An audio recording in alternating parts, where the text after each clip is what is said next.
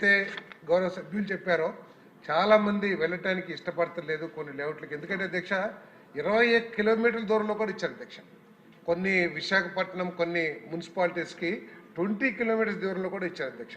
అటువంటి 4150 సుమారు 4150 లేఅవుట్లు ఉన్నాయి అధ్యక్ష. దాంట్లో దాదాపు 52,000 ఇల్లులు కూడా శాంక్షన్ చేశారు. అది కూడా ప్రశ్నార్థకంగా ఉంది అధ్యక్ష. అందుకని ముఖ్యమంత్రి గారు ఆలోచన ఏమిటంటే ఈ లబ్ధిదారులందరినీ కూడా సంప్రదించి వారి ఇష్టపూర్వకంగా, ఎందుకంటే అధ్యక్ష గత ప్రభుత్వం ఏం చేసిందంటే రిజిస్ట్రేషన్ చేసేసింది పట్టాలు. రిజిస్ట్రేషన్ చేయటమే కాకుండా 10 ఇయర్స్ టైం కూడా ఇచ్చింది అధ్యక్ష. మొట్టమొదటిగా రిజిస్ట్రేషన్ చేసినప్పుడేమో 2 సంవత్సరాలు ఇల్లు కట్టుకునే నిబంధన ఒకటి పెట్టినట్టున్నారు అధ్యక్ష. తర్వాత ఎన్నికలకు ముందు 10 సంవత్సరాల వరకు కూడా కట్టుకోకపోయినా పర్వాలేదనే విధంగా చట్టాన్ని తీసుకొచ్చి ఈరోజు మరి ఏమీ చేయలేని పొజిషన్లో ఈరోజు ఉన్న పరిస్థితులు ఉన్నాయి అధ్యక్ష.